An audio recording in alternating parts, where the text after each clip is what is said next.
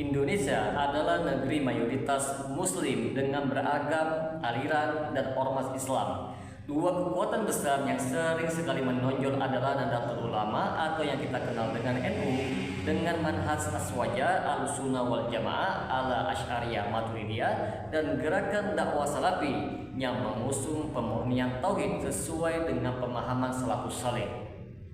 Seiring berkembangnya dakwah Salafi di Indonesia, muncul pula resistensi dan perlawanan dari kelompok aswaja NU.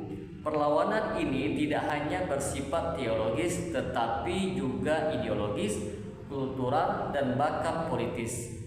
Bagi teman-teman sekalian yang penasaran dengan kelanjutan dari pembahasan video kali ini, maka tonton terus video ini hingga selesai agar kita menemukan fakta yang sebenarnya.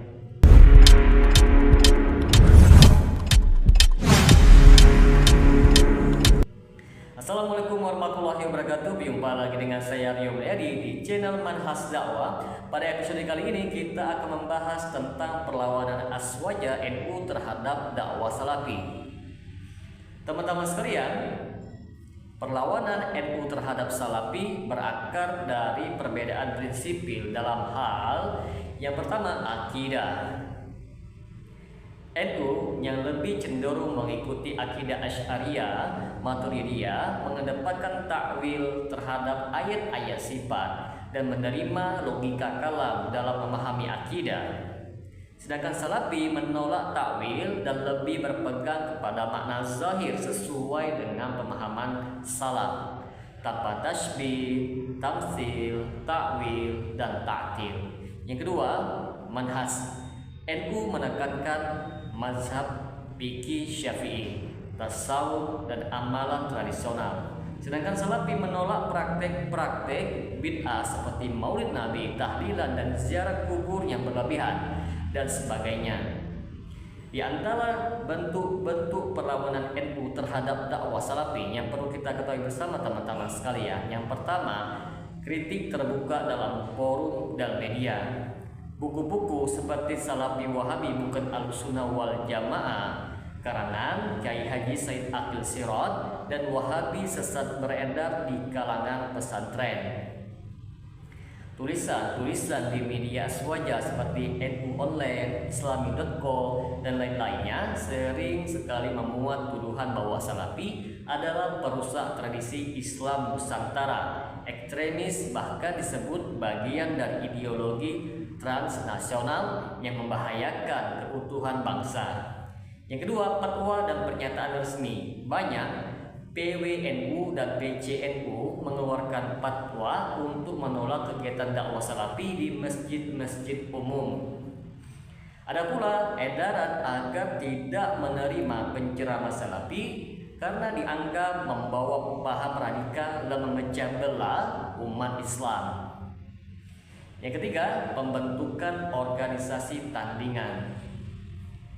NU membentuk jaringan seperti Aswaja NU Center, Lakpesdam NU, dan Banser Aswaja untuk menghadang penyebaran dakwah Salafi. Mereka aktif melakukan sweeping kitab, tabayun ustaz, dan memberikan label sesat kepada tokoh-tokoh Salafi. Yang keempat, penyusupan dan konfrontasi di lapangan. Di beberapa daerah teman-teman sekalian, kejadian konflik langsung di masjid-masjid, terutama saat masjid dikelola oleh takmir yang condong ke manhaj Salafi. Banyak masjid dipaksa kembali ke jalur aswaja. Banser bahkan pernah mengusir dai Salafi dalam berbagai kasus seperti ceramahnya Ustaz Yazid bin Abdul Qadir Jawas, Ustadz Firanda Andirja, atau Ustadz Khalid Basalamah.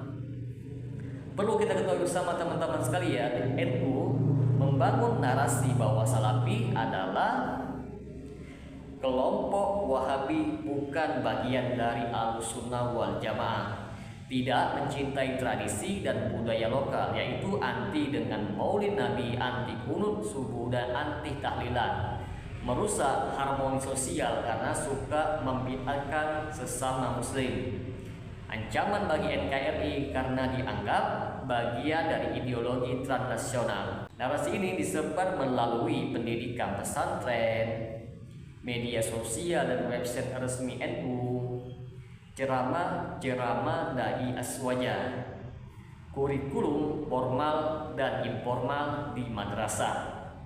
Maka apa dampak perlawanan NU terhadap dakwah salafi? Yang pertama, pembatasan ruang gerak. Banyak dai salafi tidak bisa berceramah di masjid-masjid umum. Izin, kajian, dan penyebaran buku dibatasi di banyak daerah yang didominasi oleh NU. Yang kedua, stigmatisasi di tengah umat. Jemaah salafi, teman-teman sekalian, sering sekali dianggap radikal atau pembenci ulama. Label Wahabi, keras, anti budaya, atau Arab murni menjadi stigma umum. Yang ketiga, polarisasi umat. Masyarakat terbelah antara kelompok tradisionalis yaitu Aswaja dan puritanis yaitu Salafi. Perbedaan tajam terjadi bahkan di level akar rumput. Meskipun mendapatkan banyak sekali tekanan, dakwah Salafi tetap berkembang dengan beberapa strategi. Yang pertama, fokus kepada kajian ilmiah dan pembinaan akidah yang jelas dan mendalam. Yang kedua, menghindari konfrontasi langsung dengan Aswaja dan memilih metode damai. Yang ketiga, penguatan media digital seperti YouTube, podcast, Telegram, dan website untuk berdakwah tanpa hambatan fisik. Yang keempat, mendirikan lembaga pendidikan formal yang legal dan profesional. Maka dapat kita simpulkan di sini, teman-teman sekalian, perlawanan NU terhadap dakwah salafi adalah gambaran dari benturan antara dua manhaj besar Islam di Indonesia, yaitu manhaj tradisionalis dan manhaj tajdid, yaitu pemurnian. Perbedaan ini tidak bisa kita hindari, namun perlu dihadapi dengan bijak dan ilmiah. Bagi para pengusung dakwah salafi, penting untuk terus memperkuat hujah dan ilmu, bersikap hikmah di dalam menyampaikan kebenaran, bersabar terhadap gangguan dan perlawanan sebagaimana para ulama terdahulu. Sebagaimana yang dikatakan oleh Imam Malik rahimahullah, beliau mengatakan kebenaran itu tidak diketahui dengan banyaknya orang, tetapi diketahui dengan dalil yang sahih dan pemahaman para ulama terdahulu. Semoga dengan sedikit penjelasan ini dapat memberikan manfaat bagi teman-teman sekalian, dan apabila channel ini dapat memberikan manfaat bagi teman-teman sekalian, silakan subscribe dan share. Semoga bermanfaat. Assalamualaikum warahmatullahi wabarakatuh.